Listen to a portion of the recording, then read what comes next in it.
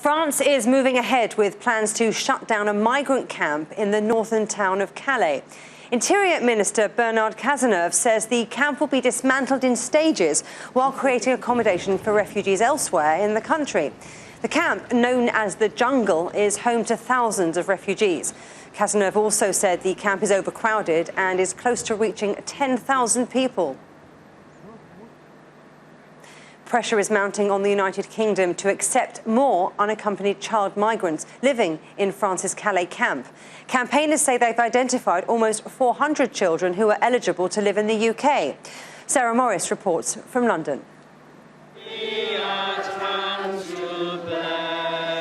Remembering the child refugees who've died and campaigning to bring those still alive from the Calais camp to Britain. Activists, religious leaders and celebrities gathered in London pleading with the government to take urgent action. They found themselves stuck in this muddy field in northern France without family, without school, without protection, without proper food, sleeping in little huts or tents through a very harsh winter. It's unspeakable. We wouldn't wish this on our children or anybody's children. We wouldn't let a dog try and survive in a place like that. The group hand-delivered a letter to the UK Home Office containing the names of 387 children who refugee campaigners say are eligible to live in Britain, either because they meet the legislated criteria or have close family here. Campaigners say there are 800 unaccompanied children living among some 7,000 refugees in the Calais camp. Food, water and sanitation provisions are running low.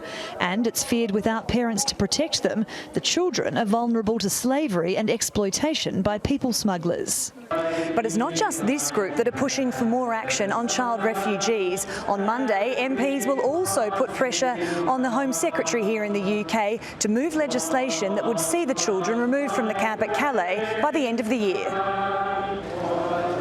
Flowers were also laid in memory of Syrian boy Alan Kurdi, who drowned a year ago. The image of his body washed up on a Turkish beach prompted global outcry about the refugee crisis. But humanitarian organisations say no lessons have been learned from his death.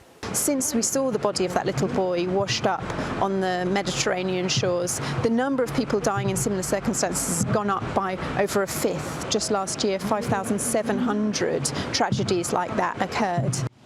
The UK government plans to resettle 150 unaccompanied child refugees this year and says it's in discussions with the Italian, Greek and French governments to speed up the process.